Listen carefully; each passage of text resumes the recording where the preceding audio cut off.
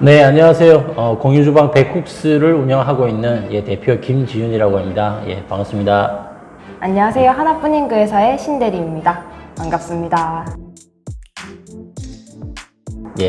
오늘은 다른 업종도 마찬가지겠지만 특히나 배달 전문업을 하시는 분들에게 어떻게 하면 객단가를 좀 높일 수 있을까에 대해서 한번 좀 자유롭게 한번 얘기를 해보는 시간을 가지도록 하겠습니다. 네. 신대리님, 저희 주변에서 배달 전문점 하시는 분들 보니까 이제 오프라인에서는 우리가 메뉴의 사진이라든지 어떤 다양한 인테리어, 그리고 메뉴 판의 어떤 구성을 가지고 객단가를 높이는 많이 전략을 사용하시는데, 네. 배달 전문점들은 좀 어떤 객단가 높이는 방법을 사용하고 있을까요? 우선 노출되는 화면이 배달의 어플, 배달의 민족이라던가 요기요라던가 이런 게 전부이다 보니까 어떻게 하면 사진을 예쁘게 하는지 그리고 세트 구성을 하는지가 중요할 것 같은데 아무래도 가장 중요한 거는 어떤 메뉴를 선정하느냐. 객단가가 높은 메뉴들이 몇 가지가 있거든요. 혹시 대표님께서 생각하시는 객단가가 높은 메뉴들이 있을까요? 대표적으로 보면 가장 높은 업종이 일식 쪽이 아닌가라고 생각을 하고 있거든요.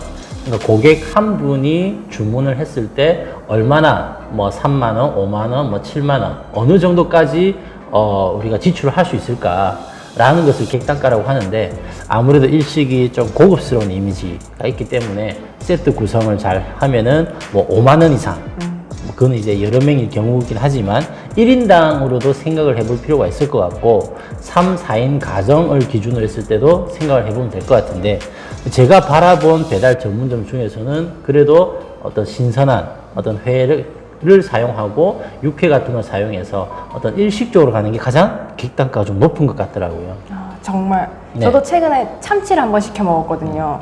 근데 이게 되게 푸짐하고 솔직히 요새 나가서 먹으면 불안한데 집에서 이 퀄리티 이 가격에 왔다 하는 만족감이 꽤 높아서 다음번에 시켜 먹어야지 라는 생각이 들긴 들었습니다.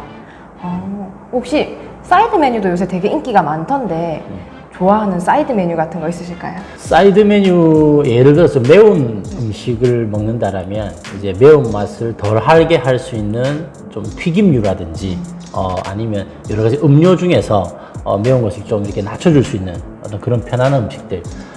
저는 상대적으로 아이들과 같이 먹는 걸 많이 고려하다 보니까 저희 같이 4인 가정에서는 항상 어른들이 먹을 수 있는 거, 그리고 이왕이면 아이들이 같이 먹을 수 있는 것을 한 곳에다가 주문을 하려는 경향이 있어요. 배달비도 따로 부담을 해야 되고, 도착하는 시간도 함께 먹어야 되는데 어떤 제품은 30분 만에 오고 어떤 제품은 1시간 만에 오면 다 같이 이게 식사를 즐기기가 힘들잖아요. 그래서 한 곳에서 여러 제품들을 하려고 하는 성향, 그러니까 가정이 있고 아이들과 어른이 있으면 골고루게 주문을 할 수 있는 메뉴를 구비하는 것도 좋을 것 같다라는 생각입니다. 사이드 메뉴가 마진율 자체가 굉장히 높다 보니까 본품이 있고 사이드를 여러 개 주문하는 게 사실 점주님들 입장에서는 이득이 되는 거고, 사실 먹는 소비자 입장에서도 고르는 재미가 있다 라는 게 있는 것 같아요. 전 요즘 그 똥집에 빠져 있어서, 똥집이 사이드 메뉴인데 꽤 가격이 비싸거든요.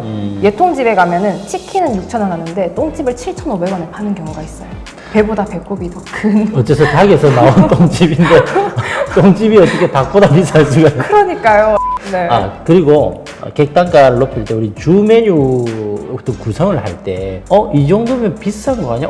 좀 비싼데? 라고 하더라도 요즘은 제품 팔 때에도 스토리텔링이라고 하잖아요. 뭔가 좀 특별한 어떤 의미를 부여를 해서 주 메뉴를 좀 부각을 시켜서 그래도 이 정도 정성이면, 이 정도 어떤 느낌이라면 내가 고를 수 있을 것 같아 라는 느낌을 전달해 주는 것도 되게 중요한 것 같아요. 최근에 돈가스 집을 갔었는데 그냥 소금이다 라고 생각하고 찍어 먹는데 되게 맛있더라고요. 그냥 맛있는 소금이구나 했는데 이게 알고 보니 영국 말돈 소금이었다.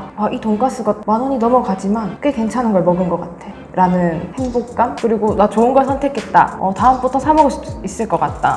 이 가격이 조금 높을지언정 소비자가 만족할 수 있고, 그리고 판매자 입장에서는 이 소금 조금 바꾼 걸로 굉장히 효과를 누릴 수 있지 않을까 라는 생각이 들기도 했습니다. 예, 맞습니다. 일단 저희 오프라인 매장과는 다르게 배달 음식점에서는 어떤 배달 어플에서 보여지는 그런 문구 하나하나, 사진 하나하나, 수식어 하나하나가 그 제품을 설명하는 거의 대부분이 될 수밖에 없기 때문에 그런 것들을 선정하실 때 너무 과대하게 이렇게 포장을 하시라는 말씀이 아니라 작지만 의미가 있는 그런 스토리텔링을 연결을 해서 메뉴 이름을 작성하신다면 조금 더 비싸더라도 내가 이 정도면 나는 그런 만족감을 가질 수 있을 것 같아. 아니면 메뉴 중에 우리 재료 중에 또 유기농 성분이 들어간다고 한다면 그런 멘트를 해주는 것도 좋을 것 같고, 요즘 맥도날드 보니까 어디 마늘 갈릭인가 창녕 마늘. 창녕 나오더라고요. 네. 외국의 어떤 그런 느낌이 아니라 우리 지역에 있는, 그리고 한국 사람들이 좋아하는 마늘. 이게 왠지 맥도날드를 먹으면 우리 창녕의 어떤 경제에도 도움이 될 듯한 느낌을 주고 있잖아요.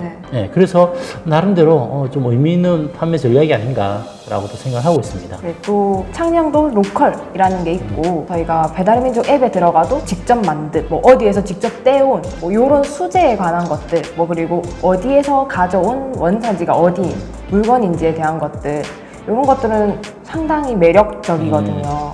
이런 것들 적극적으로 활용해 주셨으면 좋겠습니다.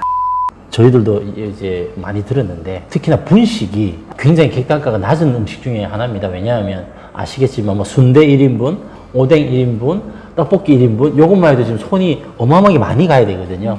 그리고 각각의 포장 용기도 다르고 하다 보니까, 그리고 먹는 사람 많고 일회용품 나가는 것도 많고, 그러니까 판매가 많이 되는데 비해서 우리의 노력이 너무 많이 들어간다. 그래서 객단가가 낮으면서 원가가 많이 들어가니까 영업이익이라든지 순이익이 작아질 수밖에 없는 구조. 대표적으로 인력이 많이 투입되는 업종 중에 하나가 바로 분식업이거든요. 김밥 많은 것만 생각해도 이해가 맞습니다. 충분히 됩니다. 맞습니다. 네. 1,000원짜리 김밥 요즘 찾아볼 수가 없어요. 웬만한 브랜드에 내가 김밥 한 줄 먹어야지라면 적어도 한 3,000원 정도는 생각을 하고, 거기에 뭔가 토핑이 추가가 되면 이제 3,500원, 4,000원 김밥 한 줄에 이제 그 정도까지도 생각을 해야 됩니다. 이 원가의 상승도 있었고, 그래도 인건비의 상승이 또 많이 또 주도를 했다고 보고 있거든요.